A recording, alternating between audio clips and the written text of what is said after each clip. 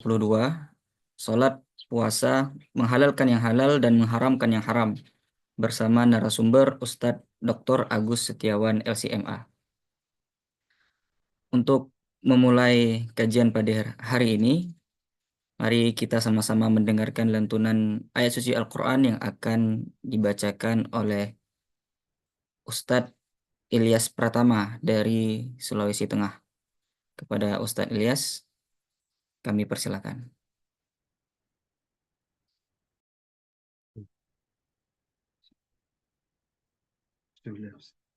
Bismillahirrahmanirrahim. ولقد جاءهم الرسول منهم فكذبوه فأخذهم العذاب وهم ظالمون فكلوا مما رزقكم الله حلالا طيبا واذكروا نعمة الله إن كنتم إياه تعبدون إنما حرم عليكم الميتة والدم ولحم الخنزير وما أهل لغير الله به فمن اضطر غير باغ ولا عاد فإن الله غفور رحيم ولا تقولوا لم تصفوا ألسنتكم الكذب هذا حلال وهذا حرام لتفتروا على الله الكذب إن الذين يفترون على الله الكذب لا يفلحون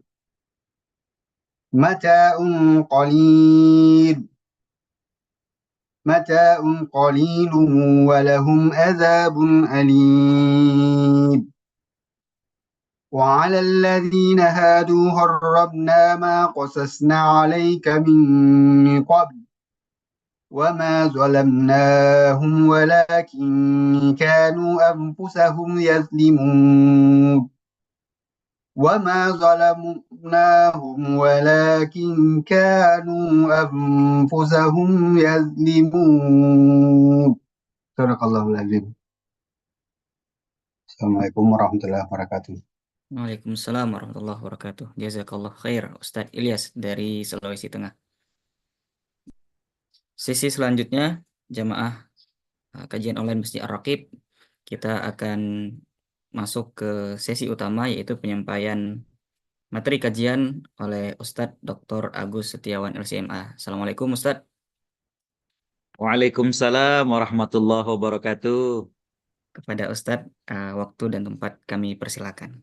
Terima kasih Mas Taufik. Bismillahirrahmanirrahim. Assalamualaikum warahmatullahi wabarakatuh. Waalaikumsalam warahmatullahi wabarakatuh. Alhamdulillah. Alhamdulillahilladzi arsala rasulahu bil huda wa dinil haqq liyudhhirahu 'ala ad-dini kullihi wa kafa billahi shahida. Nashhadu an la ilaha illallah wa nashhadu anna Muhammadan 'abduhu wa rasuluh. Allahumma salli wa sallim wa barik ala nabiyyina Muhammad wa ala alihi wa sahbihi wa man sara ala nahjihi wa istanna bi sunnatihi ila yaumiddin.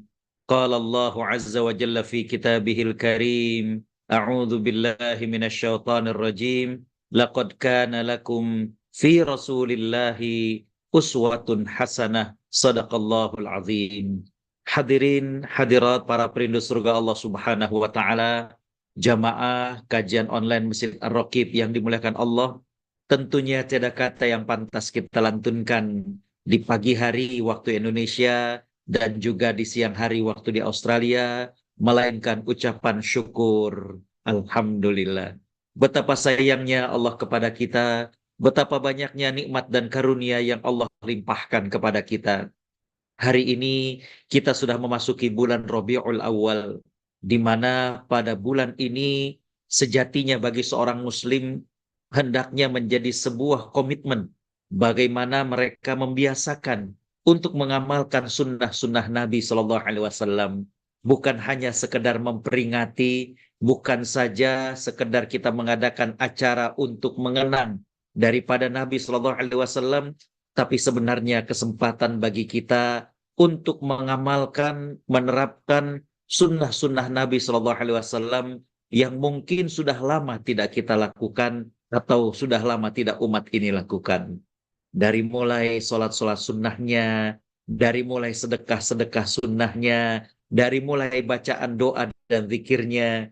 Mudah-mudahan Allah Subhanahu wa taala memberikan kekuatan kepada kita untuk mencontoh Nabi Shallallahu alaihi wasallam serta kelak mewafatkan kita dalam keadaan husnul khatimah. Amin ya rabbal alamin.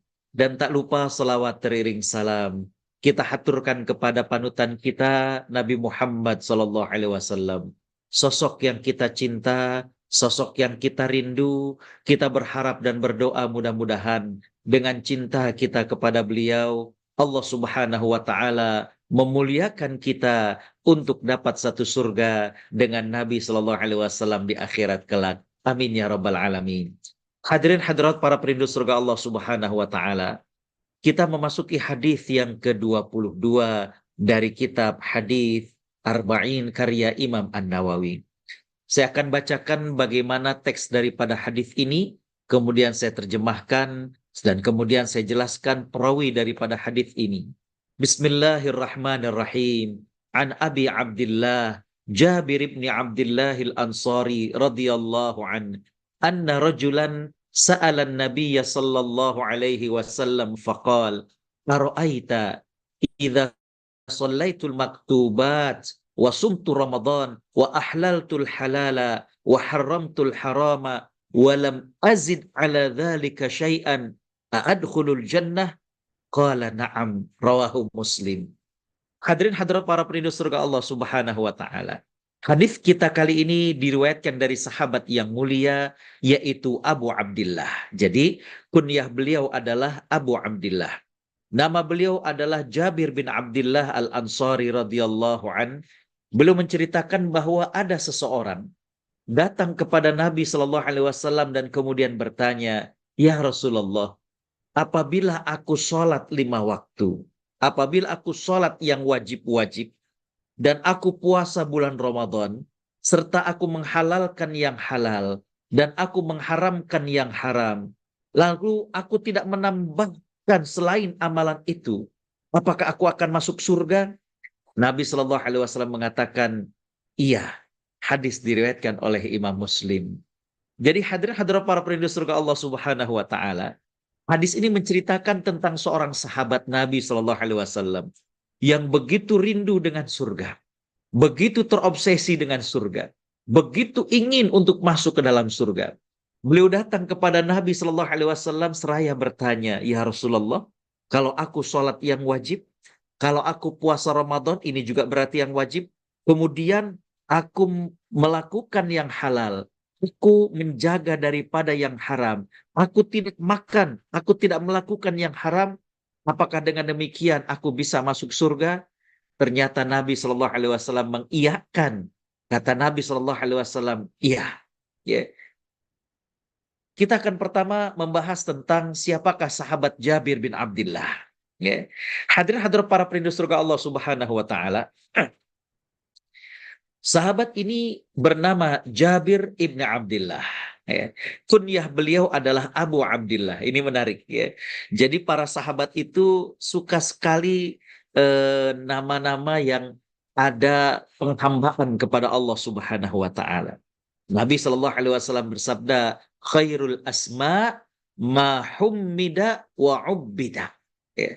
Sebaik-baik nama adalah yang ada akar kata hamada. Ya, jadi Muhammad Sallallahu Alaihi Wasallam, Ahmad, Hamid, Mahmud, ya, ini sebaik-baik nama. Wa ubbida, dan ada akar kata abdunnya, Abdullah, Abdus Sami', Abdus Sattar, ya, dan lain sebagainya. Jadi sahabat Jabir ini kunyahnya adalah Abu Abdullah. Beliau termasuk di antara sahabat yang paling banyak meriwayatkan hadis. Tercatat beliau meriwayatkan 1540 hadis. Bapak Ibu para perindu surga Allah Subhanahu wa taala, bisa dibayangkan bagaimana sahabat itu bisa banyak meriwayatkan hadis, di antaranya adalah karena kedekatan mereka dengan Nabi Shallallahu Alaihi Wasallam. Ya, jadi mereka banyak mendampingi Nabi, mereka banyak hadir dalam majelis Nabi, mereka ikut dalam perjalanan Nabi Shallallahu Alaihi Wasallam, baik safar untuk beribadah seperti untuk umroh atau haji, ataupun safar untuk berjihad. Ya. Sahabat-sahabat ini memiliki peluang untuk mendengar lebih banyak, untuk melihat tentang bagaimanakah pribadi Nabi Shallallahu Alaihi Wasallam lebih banyak dibandingkan sahabat-sahabat yang tidak banyak mendampingi Nabi Shallallahu Alaihi Wasallam. Selain dari faktor tersebut, sebab yang kedua yang menjadikan sahabat-sahabat ini banyak meriwayatkan hadis adalah mereka hidup biasanya cukup lama setelah wafatnya Nabi Shallallahu Alaihi Wasallam. Ibunda Khadijah radhiyallahu anha atau istri Nabi Shallallahu Alaihi Wasallam itu beliau mendampingi Nabi sejak sebelum Nabi diangkat menjadi Rasul. Ya. Bahkan 25 tahun bersama dengan Nabi Shallallahu Alaihi Wasallam, tentu banyak yang beliau dengar dari Nabi SAW. Tentu banyak yang beliau lihat dari perbuatan, perilaku, ibadah Nabi Shallallahu Alaihi Wasallam. Tapi sayang, ya, Khadijah radhiyallahu anha wafat sedangkan Nabi Shallallahu Alaihi Wasallam masih hidup. Jadi adabnya para sahabat itu adalah bagaimana mereka akan mengambil hadis atau riwayat langsung kepada Nabi Shallallahu Alaihi Wasallam ketika Nabi masih hidup. Ya. Sahabat Abu Bakar As-Siddiq radhiyallahu an, bagaimana beliau cukup lama bersama dengan Nabi SAW. Orang yang pertama masuk Islam. Tapi kembali bahwa beliau umurnya tidak panjang.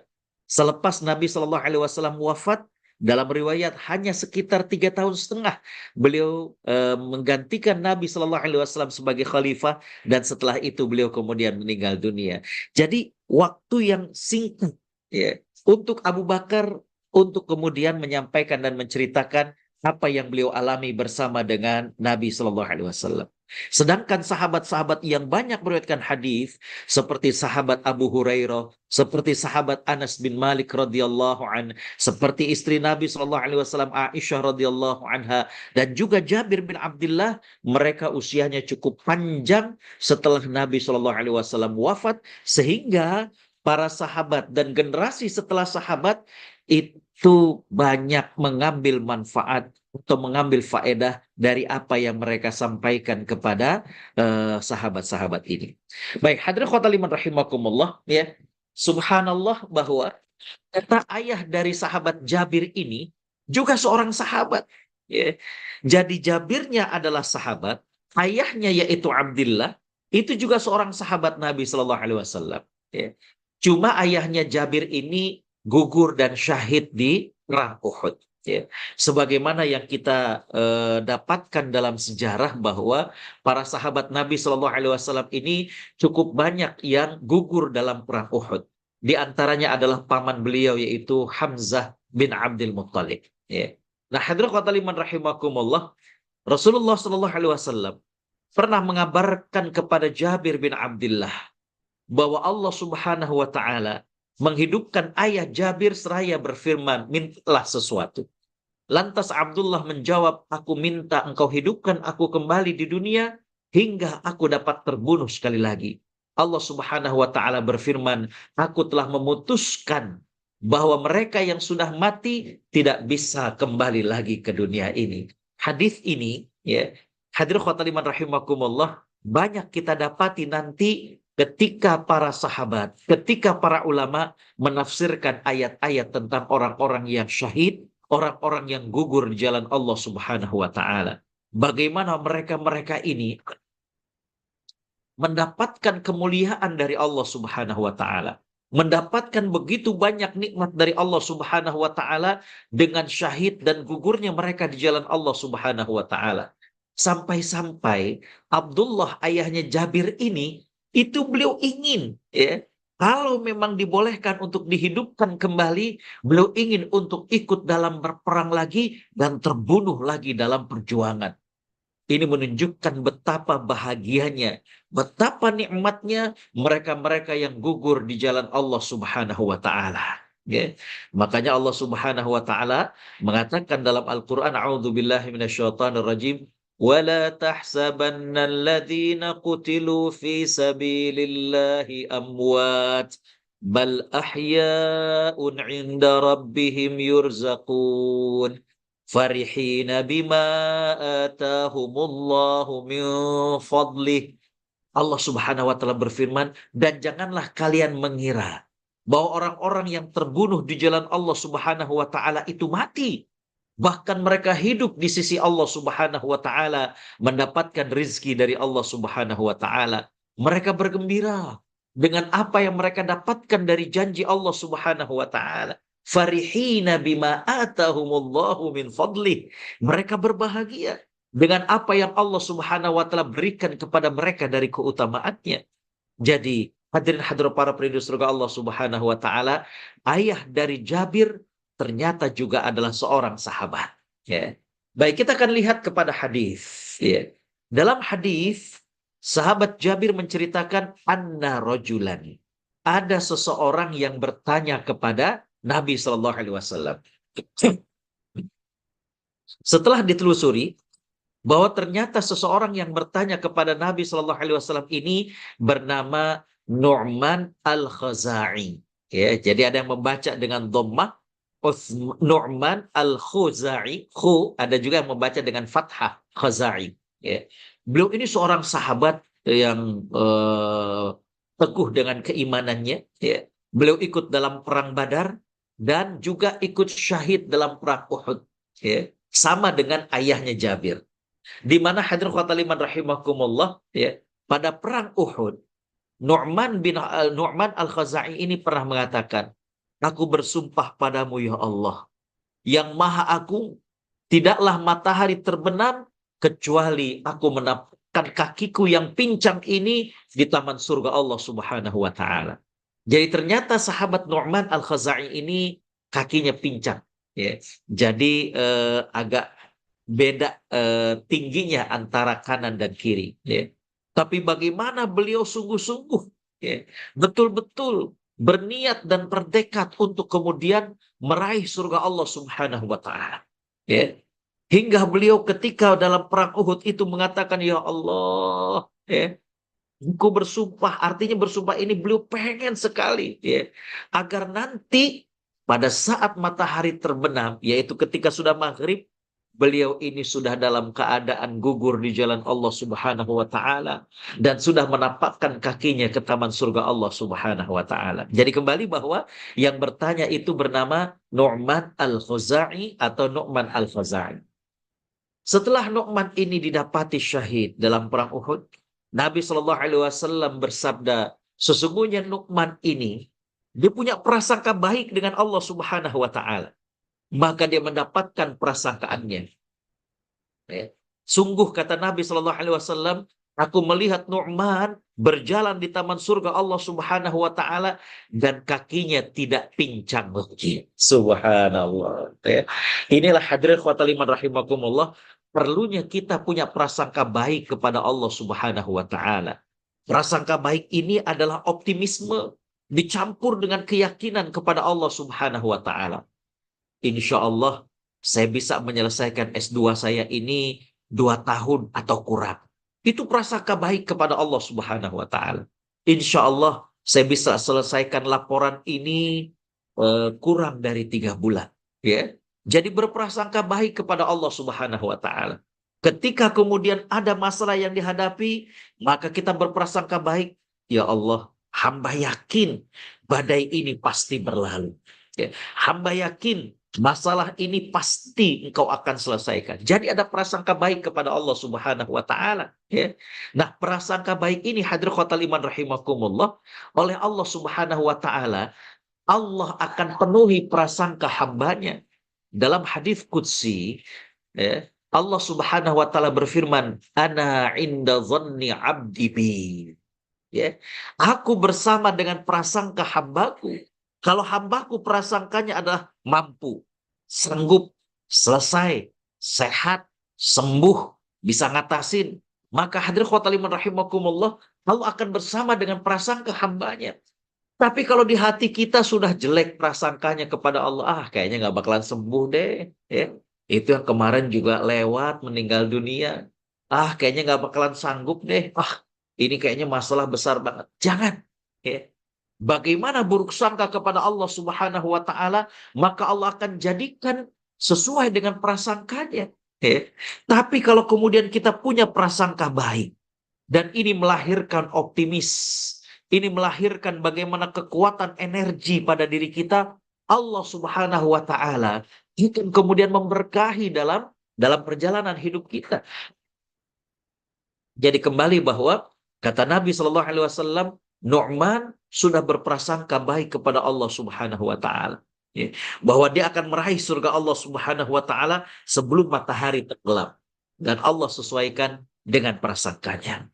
Hadirin khotaliman rahimakumullah, kalimat lain dalam hadis ini adalah al-maktubat. Ya. Al-maktubat dari kata-kata kataba yaktubu, yaitu sesuatu yang tertulis. Ya.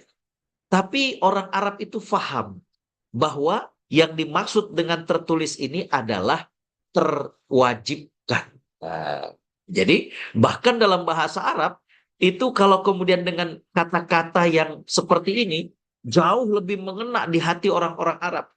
Contohnya adalah ayat tentang kewajiban saum. Allah Subhanahu wa taala berfirman, "Ya ayyuhalladzina amanu kutiba alaikumusiyam." Hai orang-orang yang beriman, dicatat bagimu puasa. Ya. Itu orang Arab faham betul yang dimaksud dengan dicatat nih, ya.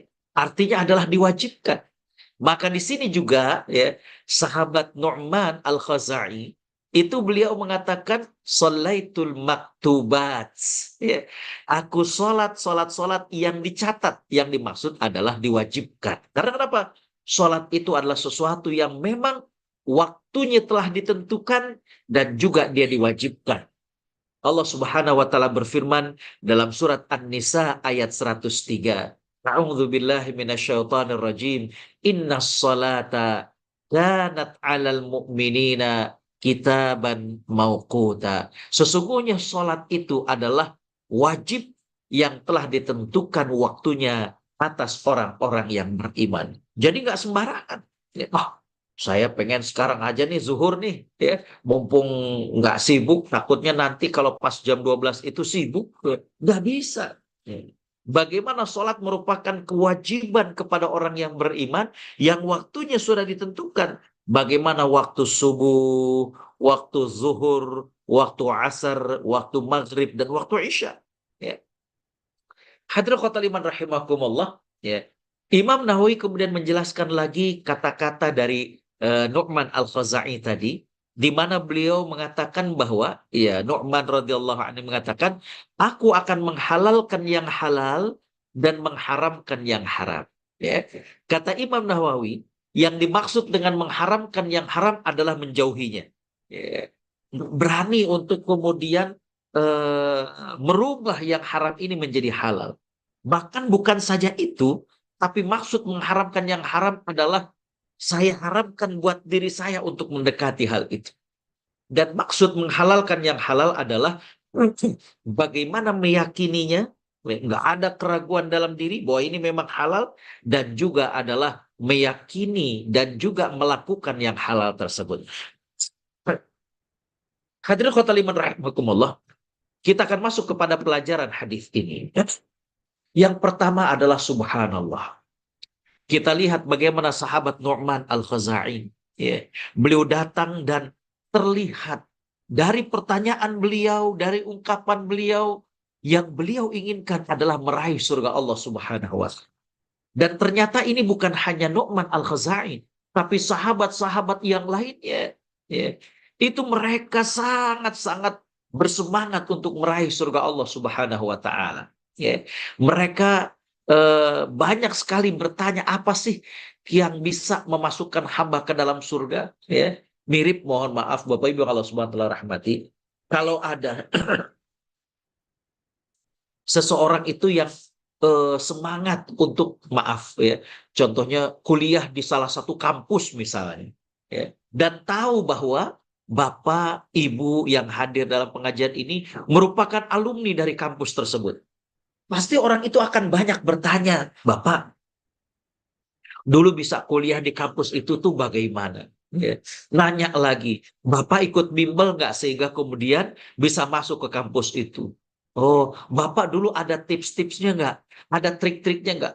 Ini kan menunjukkan bagaimana semangatnya orang tersebut untuk kuliah di kampus yang sama dengan alma mater kita. Ya. Begitu juga dengan para sahabat. Banyak sekali kita dapatkan riwayat para sahabat itu bertanya kepada Nabi Shallallahu Alaihi Wasallam apa yang bisa memasukkan mereka ke dalam surga.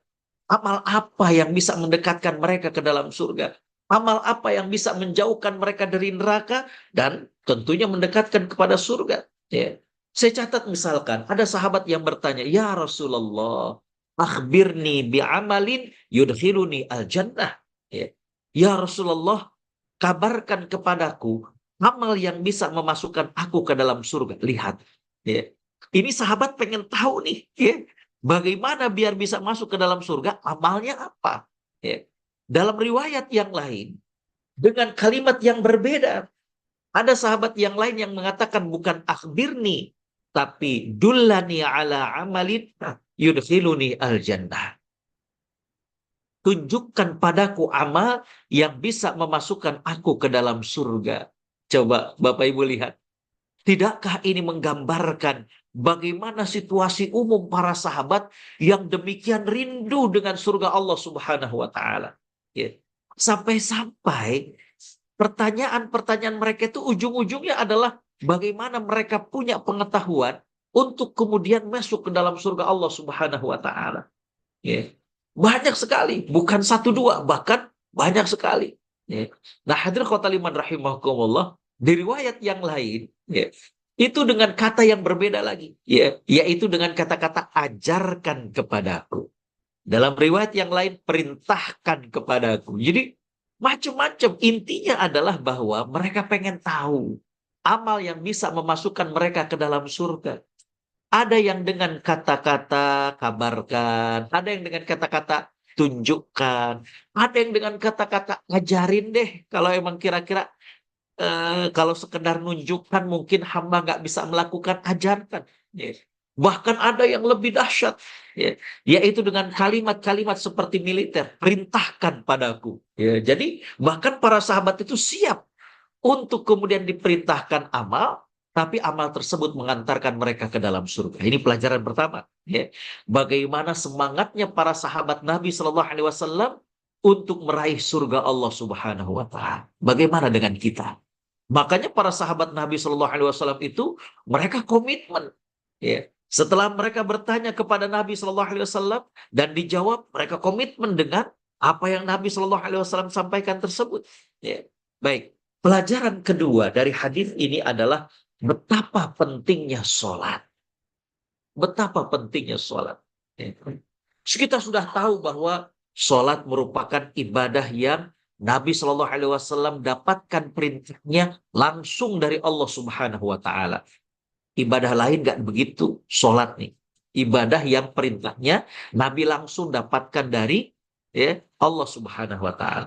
Yang kedua, sholat ini adalah ibadah yang pertama kali dihisab oleh Allah Subhanahu Wa Taala. Kita tahu juga sholat merupakan pembatas, pembeda antara mukmin dengan kafir. Kita tahu juga bahwa sholat, kata Nabi SAW, merupakan sesuatu yang paling ujung dilepas daripada umat Islam ini. Artinya, dia merupakan benteng terakhir. Ya. Makanya hadirin khotaliman rahimakumullah, kita lihat bagaimana pentingnya sholat, sampai-sampai Nabi SAW bersabda, "Sholli qaiman." Sholatlah dalam keadaan berdiri. Ini yang asli. Ya, artinya ini yang kondisi-kondisi yang normal, maka kita sholat wajib dalam keadaan berdiri. Dalam mazhab Imam Syafi'i, kalau ada orang yang sehat, tapi kemudian sholatnya dalam keadaan duduk, sehingga tidak bisa melakukan banyak hal gerakan ibadah sholat, maka sholatnya ini tidak sah. Ya, dia sehat, tapi kayaknya enak lihat orang dia pakai bangku, dia ambil, dia duduk. Enggak. Ya, karena pandangan Imam Syafi'i bahwa hadis itu adalah perintah. Sholli qaiman. Ya. Selanjutnya, fa illam yastati', ya, Kalau kemudian nggak mampu, faqa'idan, maka boleh dalam keadaan duduk. Fa illam yastati fa'ala dzanbin. Kalau nggak bisa duduk, boleh sambil kemudian berbaring. Ya. Kalau berbaring saja ternyata sulit, maka boleh dengan menggunakan isyarat. Ya.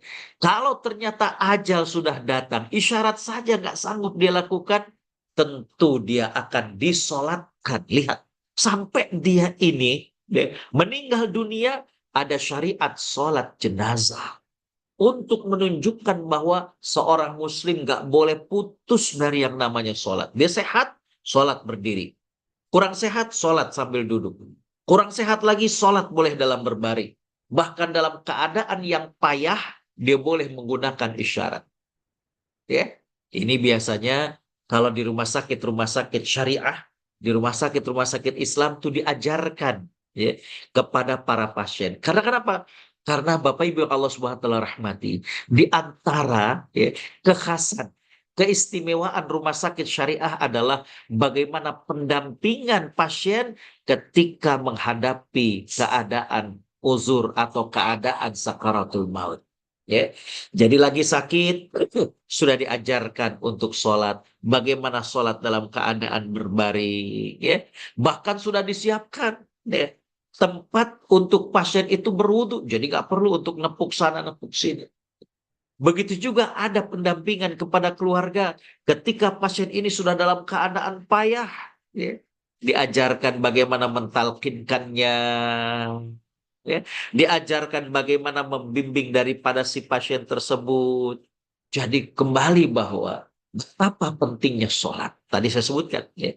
Salah satu dampak sholat dalam kehidupan adalah bagaimana kita bisa terjaga dari yang namanya maksiat. Allah Subhanahu wa taala berfirman dalam surat Maryam, "A'udzu billahi minasyaitonir rajim. Fa khalafa min ba'dihim khalfun adha'us salata wattaba'us syahawat fasawfa yalqauna ghayya." Maka datanglah sesudah mereka pengganti yang buruk, di mana pengganti ini menyia-nyiakan salat, lalai dari salat, dan mereka memperturut hawa nafsu. Ya, mereka kelak akan mendapatkan kesesatan. Bapak Ibu Allah Subhanahu wa taala rahmati, ya. Saya pernah mendapatkan sebuah artikel dan beberapa kali saya sampaikan dalam khutbah Jumat, ya. Bagaimana seorang ahli tafsir di Timur Tengah mengatakan, kita banyak mengalami masalah hidup. Kita banyak mengalami masalah hidup. Sebenarnya solusi dari masalah itu sudah Allah jelaskan dalam Al-Qur'anul Karim. Ya. Salah satunya adalah kita sering merasa lemah di hadapan maksiat. Kita sering kalah dengan maksiat. Kita sering terjerumus ke dalam maksiat. Ternyata, kata beliau, kalau kita lihat dalam Al-Quran, Allah Subhanahu wa Ta'ala sudah menyebutkan bagaimanakah solusi dari masalah itu. Apa solusinya? Solusinya adalah bagaimana kita perhatikan sholat kita. Allah gandengkan dalam ayat ini antara lalai sholat dan mudah untuk memperturut hawa nafsu. Seolah-olah Allah ingin mengatakan kalau kita lalai sholat kita, apakah lalai dari waktunya, tepat waktu, ataukah lalai ketika sholat tidak memperhatikan rukun syaratnya, ataukah lalai dalam sholat itu artinya kita tidak khusyuk, maka pengaruhnya adalah kita akan mudah terjerumus dalam maksiat. Kenapa? Nah, dalam hadis yang diriwayatkan oleh Imam Muslim, Nabi Shallallahu Alaihi Wasallam bersabda, "Wassalatu nur." Salat itu merupakan cahaya. Artinya, para ulama mengatakan, ketika kita sholat, Allah akan memasukkan cahaya keimanan dalam hati kita. Ya. Sehingga hati kita ini jadi tajam. Ibaratnya itu pisau diasah, diasah. Jadi dengan cahaya keimanan dari Allah Subhanahu wa Ta'ala, ibaratnya hati kita ini akan semakin tajam. Sehingga pada saat dihadapkan dengan maksiat, hati kita bisa langsung mengatakan, tidak, saya nggak mau melakukan maksiat. Subhanallah. Inilah pentingnya, bagaimana manfaatnya sholat.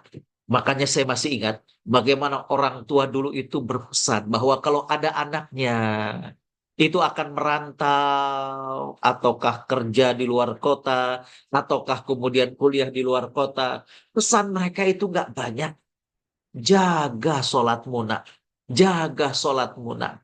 Ya. Baik, hadirin khotimah rahimakumullah. Yang kedua, Nabi Shallallahu Alaihi Wasallam ditanya oleh Nu'man al-Khazai bahwa beliau akan sumtu Ramadan. Aku akan puasa di bulan Ramadan. Ya. Ini merupakan ibadah yang sangat-sangat utama. Ya. Sangat-sangat sakral. Gak boleh kita menyepelekan daripada yang namanya puasa Ramadan. Ya. Sehingga kita lihat bagaimana berkahnya bulan Ramadan. Itu auranya ya, mestinya terasa bagi orang-orang yang beriman. Ya. Saya ingat berapa kali mengunjungi Doha ketika bulan Ramadan. Ya. Ini bukan hanya berkunjung, tapi saya memang safari dakwah ke sana. Saya tertarik ketika kemudian pesawat itu akan landing di Hamad International Airport. Ya. Bagaimana ada announcement, ladies and gentlemen, Bapak Ibu, sekarang ini kita memasuki bulan Ramadan, bulan suci daripada orang-orang yang beriman. Ya. Maka barang siapa di antara Bapak Ibu yang kedapatan makan di depan umum atau order makanan di depan umum, maka pemerintah kerajaan Qatar akan memberikan fine atau denda kepada orang yang melakukan itu. Subhanallah. Ya. Jadi walaupun Qatar ini bebas bagi orang-orang non-muslim untuk datang, bekerja, ya, visit dan lain sebagainya, tapi di bulan Ramadan, kerajaan Qatar mencoba untuk menjadikan suasana itu betul-betul khusyuk. Ya. Sampai kalau ada orang non-muslim, itu makan di restoran secara terbuka. Atau bahkan di hotel, ya, makan di kafenya ataupun di restorannya, secara terbuka, itu bisa kena denda. Ya. Jadi hadirin khotimah iman rahimakumullah, betapa sakralnya ibadah puasa. Ya. Jangan sampai kemudian orang berbuka puasa seenaknya begitu saja. Ya. Nabi Shallallahu Alaihi Wasallam bersabda dalam hadis yang diriwayatkan oleh Imam Abu Dawud. Ya. Kata Nabi Shallallahu Alaihi Wasallam, "Man aftara yauman min Ramadan min ghairi rukhsatin rakhasallahu lah lam yaqdi anhu siyamud dahri." Atau kama qala sallallahu alaihi wasallam. Kata Nabi Shallallahu Alaihi Wasallam, barang siapa yang berbuka satu hari tanpa adanya keringanan yang Allah ringankan, dia bukan sakit, dia bukan orang yang sudah tidak berdaya, dia bukan sedang melakukan safar, ya, maka kata Nabi Shallallahu Alaihi Wasallam nggak bisa diganti puasa yang dia batalkan itu sekalipun dia berpuasa 1 tahun penuh. Subhan. Ya. Jadi jangan main-main dengan ibadah puasa. Ya. Bagaimana kita harus komitmen. Sekarang ini banyak sekali orang-orang yang mengabaikan, acuh, menganggap gampang dengan membatalkan puasa. Ya. Warung-warung nasi masih tetap buka. Ya. Bagaimana kemudian mall, restoran, ya, hadirin khotimah rahimakumullah masih tetap dibuka. Ini kembali bahwa ya, harus dicamkan betapa pentingnya puasa Ramadan. Sampai-sampai kalau ada orang berbuka puasa tanpa ada uzur, tanpa ada alasan yang dibenarkan secara syar'i, maka walaupun dia ganti yang 1 hari itu dengan puasa 1 tahun, maka tidak akan tidak akan sama. Ya. Lalu kalau kayak gitu, kalau saya kemudian tahun lalu saya nggak paham dan saya sempat berbuka puasa, apakah kita nggak perlu ganti? Ya tetap harus. Ya. Cuma ya, kualitasnya sudah berbeda. Lain kalau kemudian orang tersebut memang uzur, dia sakit, ya, dia melakukan safar. Setelah dia sembuh, setelah dia pulang dari safarnya, maka dia wajib untuk mengganti daripada ibadah puasanya. Ya. Jadi kembali betapa pentingnya puasa. Sampai-sampai kalau ada orang yang tidak puasa tanpa ada sebab, ini nggak bisa diganti dengan apapun. Ya. Hadirin khotimah rahimakumullah, ada apa sih dengan puasa? Ya. Puasa ini ternyata merupakan perisai daripada nafsu syahwat dan juga api neraka. Ya. Karena kenapa? Karena hadir khotaliman rahimakumullah, dengan puasa kita bisa lebih mampu mengontrol emosi. Dengan puasa kita bisa semakin mampu untuk menundukkan syahwat kita. Dengan puasa kita bisa menjaga kehormatan kita. Makanya puasa ini adalah ibadah yang istimewa. Ya.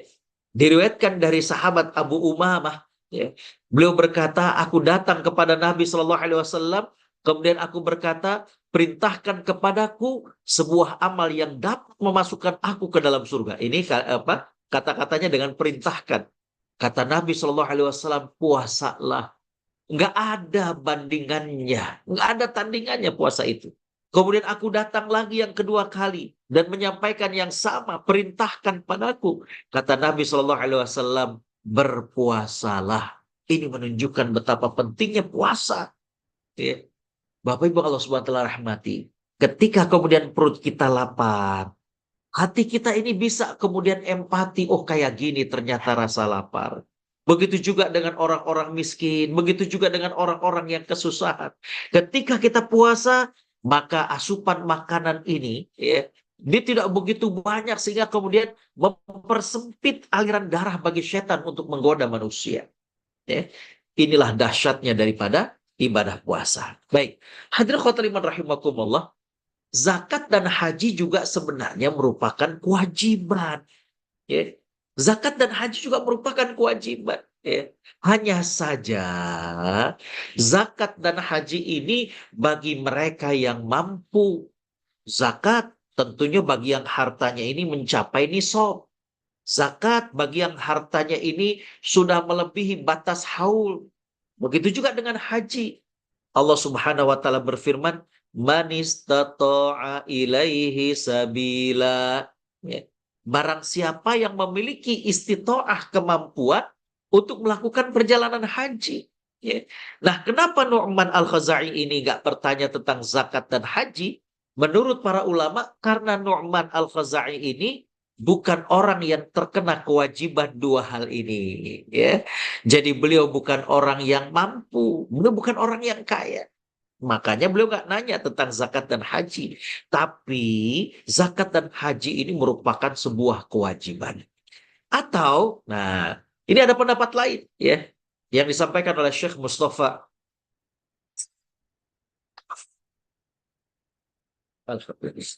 Ya. Yang disampaikan oleh Syekh Mustafa Dib Al-Bugha dalam kitabnya Al-Wafi, Syarah Hadis-Hadis Arba'in, ya.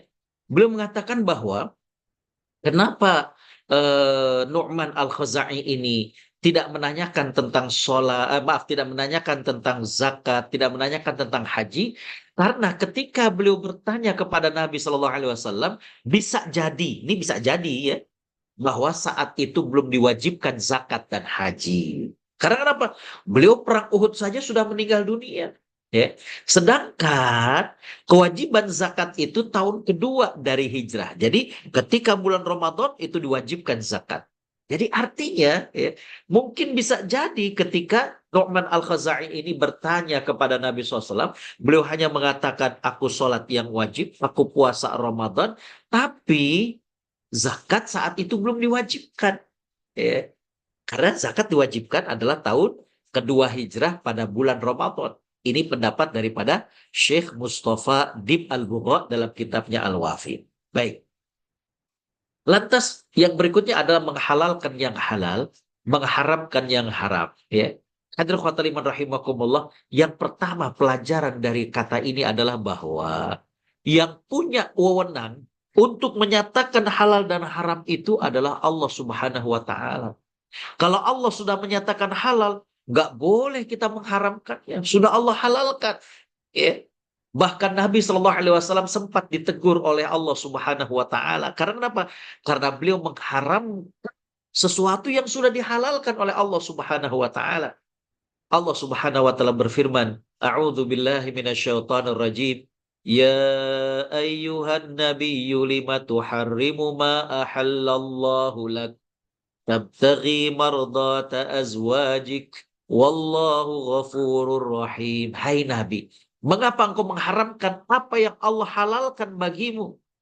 demi engkau menyenangkan istri-istrimu, dan Allah Maha Pengampun lagi Maha Penyayang. Jadi Nabi Shallallahu Alaihi Wasallam sempat mengharamkan madu putih. Jadi madu itu warnanya beragam, sesuai dengan jenis lebah dan juga sesuai dengan lebah ini ngambil sari patinya itu dari pepohonan yang mana, dari daerah mana. Sehingga kemudian ada madu putih.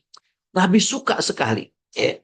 Tapi hadirin khotimah rahimakumullah, lantaran Aisyah radhiyallahu anha dengan Hafsah ini nggak suka, Nabi Shallallahu Alaihi Wasallam kemudian mengatakan, aku haramkan madu putih. Allah menegur. Ya. Nah, hadirin khotimah rahimakumullah, orang-orang beriman juga nggak dibolehkan oleh Allah Subhanahu Wa Taala. Kalau memang sesuatu itu halal, nggak boleh untuk kemudian diharamkan. Ya. Allah menegur dalam surat Al-Maidah ayat 6, ayat 87, maaf. A'udzu billahi minasyaitonir rajim. Ya ayyuhalladzina amanu la tuharrimu thayyibati ma ahallallahu lakum wa la ta'tadu innallaha la yuhibbul mu'tadin. Orang-orang yang beriman, janganlah kamu harapkan apa yang baik yang sudah Allah halalkan bagi kamu. Ya. Hadirin khotaliman rahimakumullah, ya. Termasuk juga tidak boleh menghalalkan apa yang sudah haram. Jelas khamr ini adalah haram. Lantas kita mencoba menghalalkan, nggak boleh. Ya. Meskipun namanya berbeda. Namanya bukan saja khamr, tapi misalkan namanya adalah cungkrik. Ya. Bagaimana bir oplosan?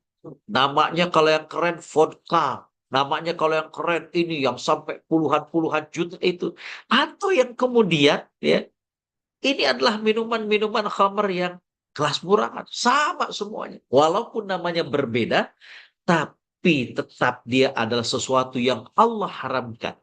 Jadi tidak boleh mengharamkan apa yang sudah Allah halalkan, termasuk juga tidak boleh menghalalkan apa yang sudah Allah haramkan. Kan ini beda namanya. Ya. Ini bukan babi, ini ham. Ya.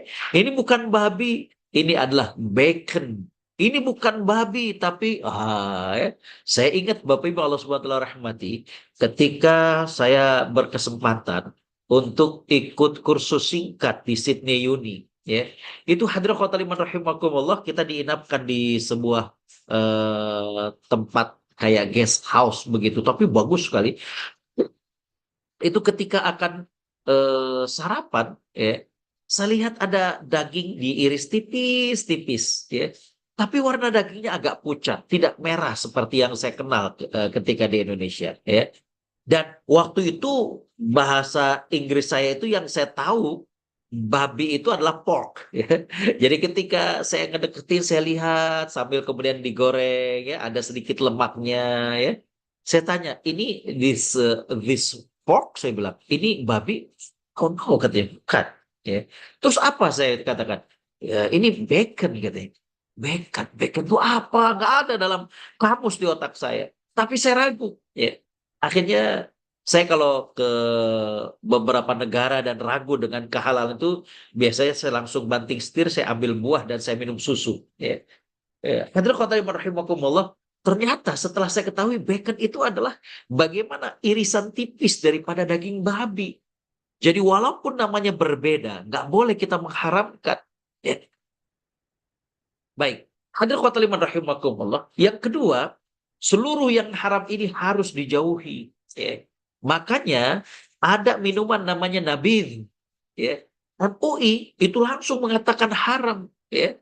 Karena hadirin khotimah rahimakumullah, minuman itu adalah beralkohol. Walaupun nabidh itu arti asal adalah perasan. Ya. Arti asal adalah kayak macam jus nabidh itu. Tapi tetap ketika dia mengandung alkohol, mau namanya dibedain, itu tetap haram. Oh ini bukan babi. Terus apa dong? Pendek. Jadi apa namanya, kambing bogel. Nah, tetap aja haram. Ya. Karena al-ibratu bil musamma, la bil asma. Yang menjadi tumpuan dasar hukum itu adalah yang dimaksud dari kata tersebut. Bukan kata-katanya. Baik. Yang ketiga, untuk yang halal, kalau kita yakin halal, cuma kita nggak mengkonsumsi, ini boleh.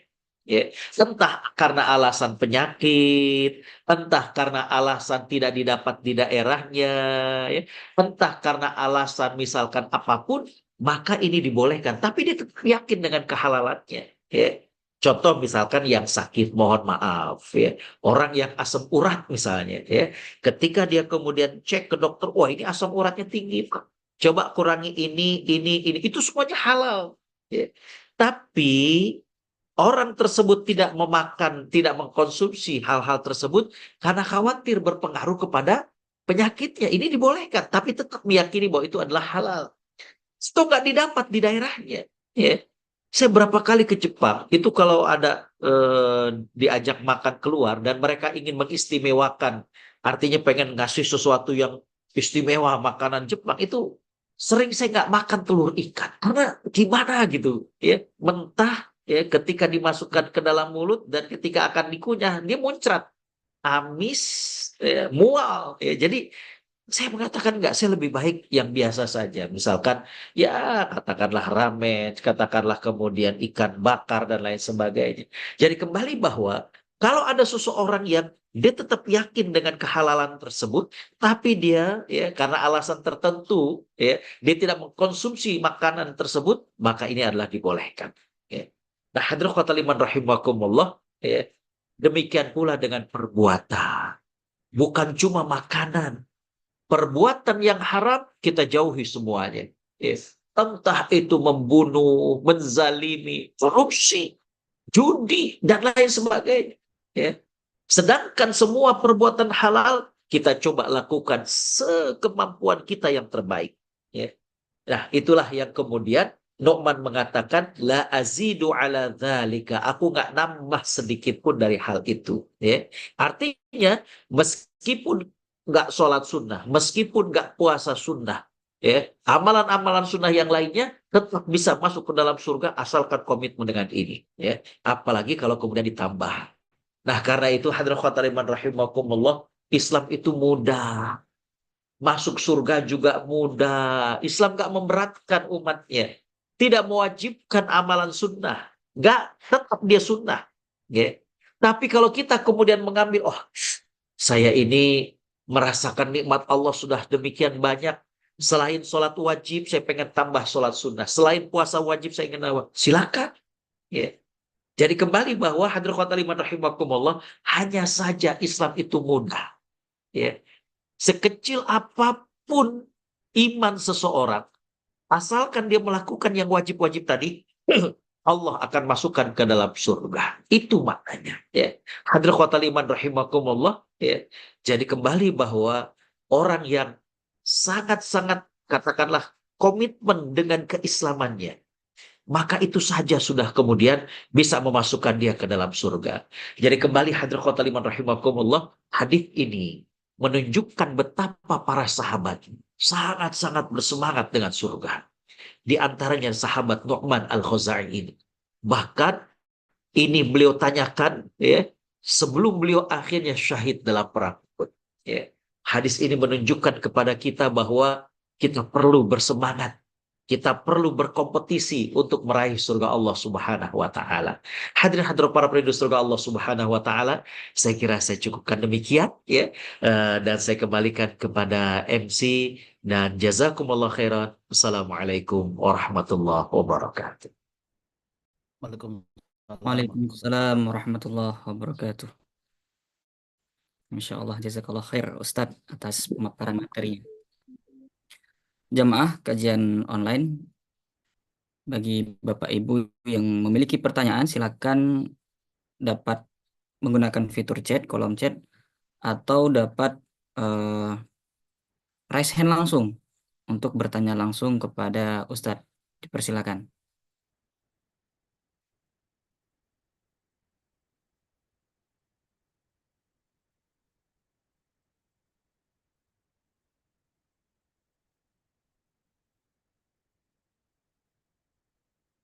Apakah ada di antara jamaah yang mungkin memiliki pertanyaan?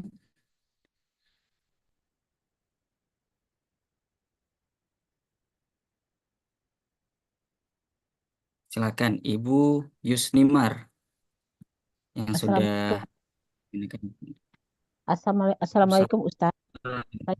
Pertama Waalaikumsalam warahmatullahi wabarakatuh. Silakan Ibu. saya mau menanyakan tentang bagaimana hukumnya kalau kita tertidur sejenak dalam sholat. Apakah sholat kita sah? Terus yang kedua, Ustaz, saya mau bertanya, katanya jangan mengharamkan yang halal. Apakah rokok itu halal, Ustaz? Terima kasih. Bismillahirrahmanirrahim. Baik. Alhamdulillah, salatu wassalamu ala rasulillah wa ba'd. Bapak Ibu Allah SWT rahmati, ya. Ada dua pertanyaan dari Ibu Yusnimar, bagus sekali. Yang pertama adalah bagaimana hukumnya seseorang yang sedang sholat dan kemudian tertidur, ya. Bapak Ibu Allah SWT rahmati, sudah barang tentu bahwa sholat itu mesti dalam keadaan terjaga atau dalam keadaan sadar, ya. Tapi kalau kemudian kita nggak cerita orang lah, kita nggak cerita orang lain, ternyata kita karena capek gitu ya, sempat kemudian apa kalau kata orang Jakarta ngelenyap gitu. Jadi tiba-tiba kita kayak hilang, nggak ingat, tahu-tahu astagfirullahaladzim ya. Kita baru tersadar ya. Maka Bapak Ibu Allah SWT rahmati, kalau memang demikian, maka sholatnya tetap sah. Cuma kurang sempurna. Maka kalau memang demikian, Bapak Ibu Allah SWT rahmati, kita perlu untuk menggiatkan dan menambah dengan sholat sunnah.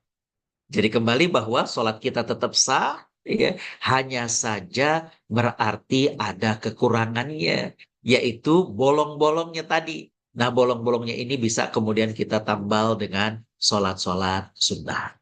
Yang kedua, Bapak Ibu Allah SWT rahmati, haram itu ada dua. Ada haram lidzatihi dan ada haram li ghairihi. Ada haram memang karena zatnya dan ada haram karena yang lainnya. Haram yang karena zatnya ini seperti yang dijelaskan oleh Allah Subhanahu wa taala, ya. Bagaimana khamar, bagaimana babi, bagaimana bangkai, ya. Tapi hadirin khotaliman rahimakumullah, ya.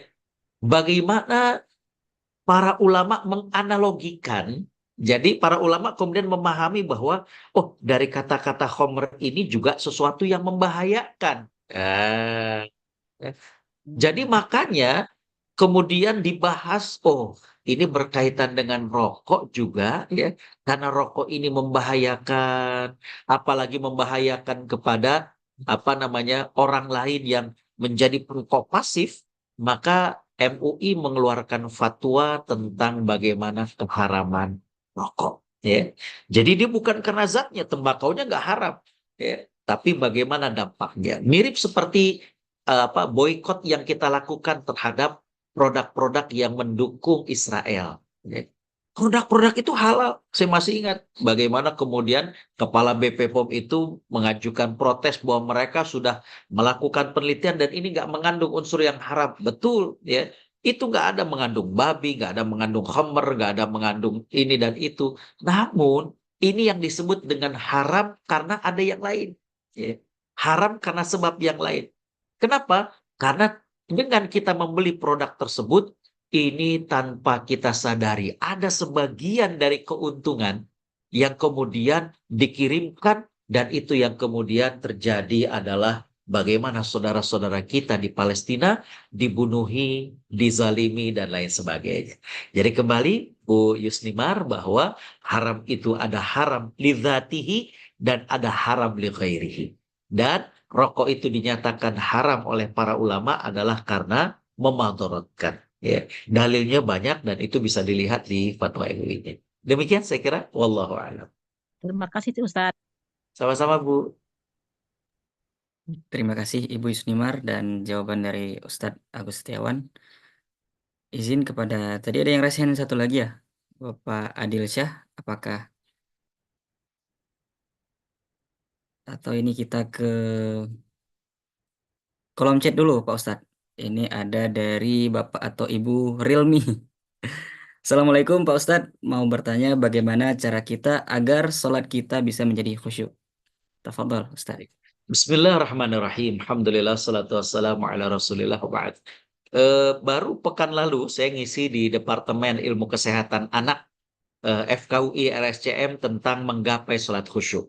Ini bukan training, ya, tapi ini adalah suatu pemahaman pengetahuan kita berdasarkan dari Al-Quran dengan Sunnah. Tapi singkat saja, ya, bahwa yang pertama, khusyuk ini berbeda dengan meditasi, ya. Jadi khusyuk itu beda dengan meditasi. Kalau meditasi itu kita diharapkan agar kemudian mengosongkan pikiran, tidak, ya. Tapi justru khusyuk itu adalah bagaimana kita memahami bacaan dan gerakan sholat. Oke. Untuk khusyuk, Bapak Ibu kalau semua telah rahmati, ada 3 hal. Yang pertama pada saat persiapannya. Ya. Nah, pada saat persiapan apa yang kita lakukan? Bapak Ibu kalau semua telah rahmati, yaitu jangan terburu-buru ketika kita akan menuju ke masjid. Jangan terburu-buru ketika kita akan sholat. Ya. Misalkan, aduh udah mau qomat, kita agak berlari-lari.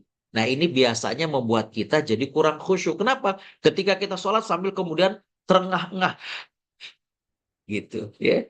Jadi jangan. Nah, yang berikutnya adalah pada saat kita sholat, maka untuk menggapai khusyuk itu, Bapak Ibu Allah SWT rahmati, adalah tumak ninah.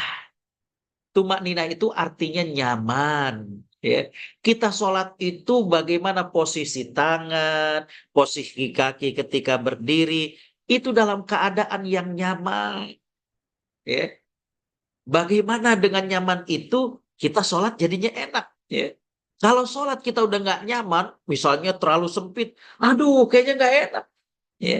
Jadi ketika kita sholat ini perlu tumakninah.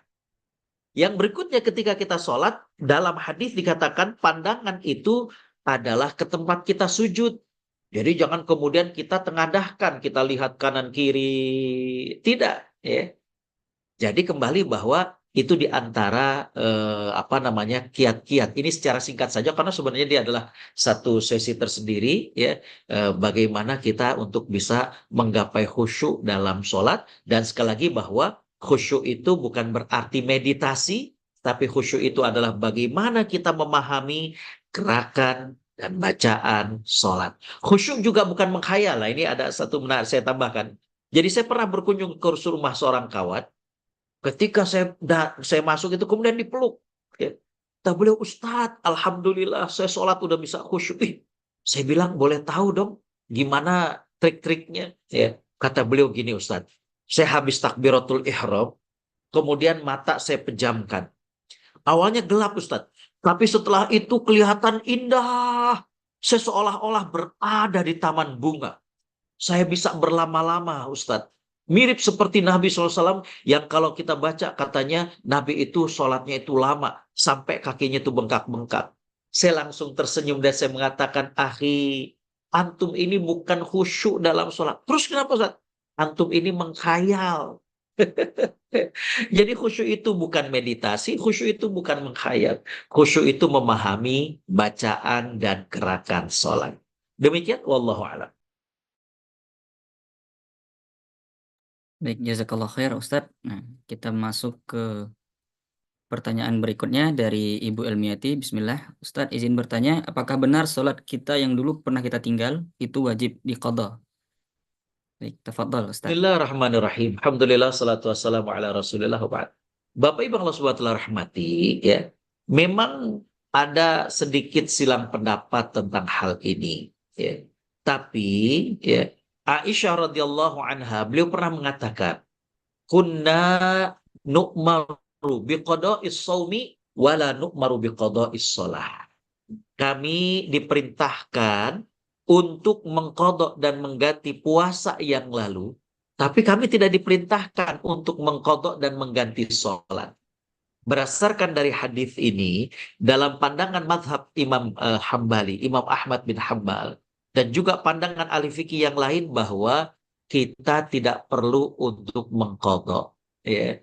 Tapi bagaimana kita tobat kepada Allah Subhanahu wa taala, ya, dan kita tidak mengulangi lagi, ya. Walaupun tadi saya katakan di awal ada silang pendapat sedikit, walaupun ada yang mengatakan ya coba seingatnya lah, ya. Kalau kita kira-kira nggak sholat itu kapan? Oh, ternyata kita baru sholat itu usia kayaknya setelah nikah, usia 25.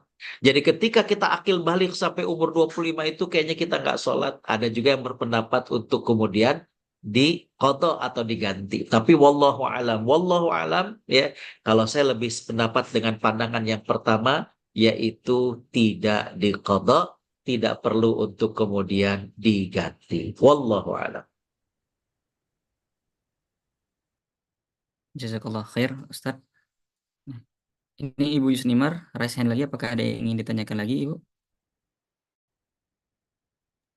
Ya, Ustadz, saya mau nanyakan lagi tentang tadi, saya ini kepikir, apa katanya tadi haram itu ada dua macam.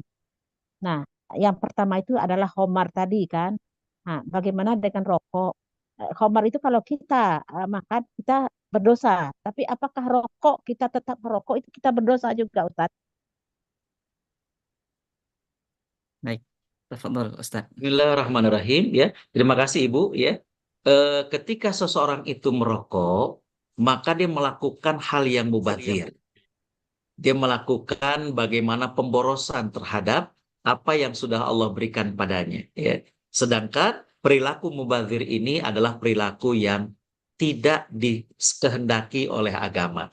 Bahkan dalam Al-Quran dikatakan, innal mubadzirina kanu ikhwana syayatin. Sesungguhnya orang-orang yang mubadzir, memboros-boroskan hartanya, itu adalah teman dan saudara syaitan. Jadi, wallahu alam, karena memang merokok ini dikatakan adalah melakukan hal yang mubadzir, maka dia juga melakukan hal yang dosa. Ya, wallahu. Terima kasih, Ustadz. Baik, terima kasih Ibu Yusnimar. Nah, ini mungkin satu lagi ya, Bapak Ibu jamaah yang telah hadir pada pagi hari ini. Ini pertanyaan dari Ibu Uswatun Hasanah. Izin bertanya, Ustadz, sebagaimana yang kita pahami bahwa yang di hatinya ada keimanan kepada Allah, akhirnya pasti akan masuk jannah. Mohon penjelasan terkait tersebut. Quran Surah An-Nisa ayat 93. Tambahannya bahwa orang yang membunuh mukmin dengan sengaja balasannya kekal di jahanam. Tafadhol, Ustadz. Ya. Mohon penjelasannya. Bismillahirrahmanirrahim. Alhamdulillah, salatu wassalamu ala rasulillah wa ba'd. Bapak Ibu Allah Subhanahu wa taala rahmati, ya. Allah Subhanahu wa taala memuliakan orang-orang yang beriman, ya. Sekecil apapun keimanan yang ada pada dirinya, ya. Sekecil apapun keimanan yang ada pada dirinya, maka Allah Subhanahu wa taala akan memasukkan dia ke dalam surga di ujungnya, ya. Kalau dia melakukan dosa, maka Allah Subhanahu wa taala akan berikan hukuman terlebih dahulu. Ya. Lantas bagaimana dengan ayat bahwa sesungguhnya orang-orang yang membunuh orang-orang yang beriman dengan zalim, maka dia akan dimasukkan ke dalam neraka dan mereka kekal di dalamnya. Para ulama mengatakan yang dimaksud dengan ayat tersebut adalah ya, orang-orang yang membunuhnya itu memang udah nggak ada lagi dia keimanan. Ya. Dia udah nggak ada lagi rasa bersalah, nggak ada lagi kemudian rasa takut, ya. Dan kemudian dia nggak bertaubat kepada Allah Subhanahu wa taala. Artinya, ya, dia menentang daripada hukum Allah Subhanahu wa taala bahwa membunuh itu adalah sesuatu yang diharamkan sangat keras dalam Islam. Ya. Itulah yang menjadikan dia kemudian dikekalkan karena udah kayak nggak orang beriman. Ya. Jadi bisa dimasukkan ke dalam kategori orang yang tidak beriman ketika dia membunuh orang-orang mukmin lainnya secara zalim, apalagi dia tidak bertaubat. Ya, demikian kira-kira. Wallahu a'lam.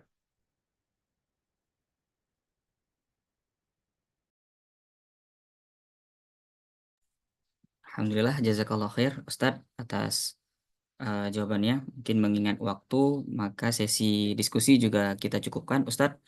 Mungkin untuk mengakhiri kegiatan kita, mohon berkenan Ustadz untuk dapat memimpin doa.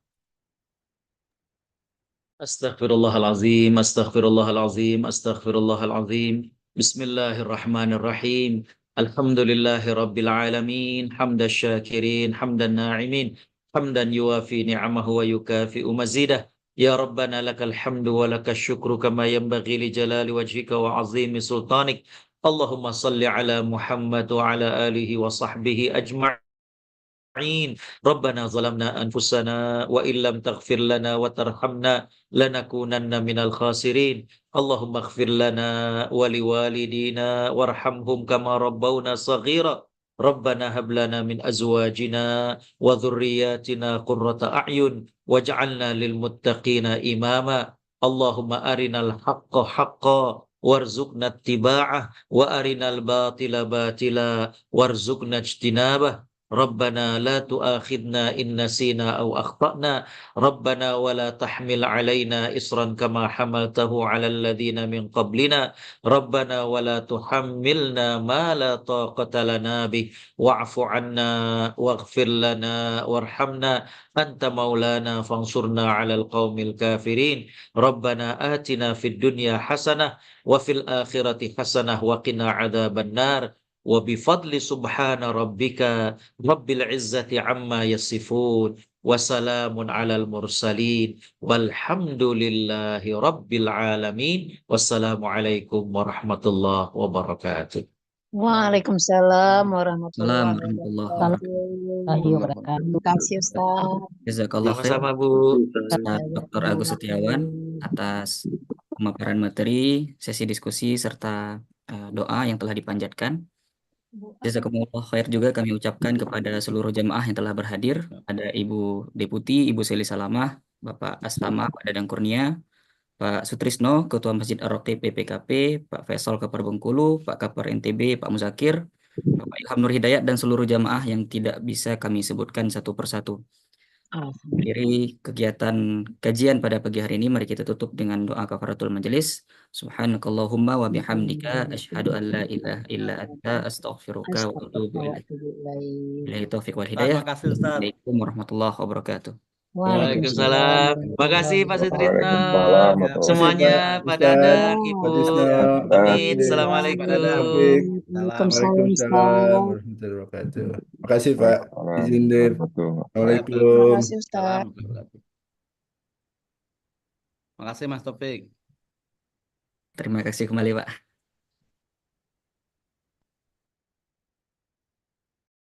Taufik, makasih Mas Taufik. Terima kasih kembali, Pak.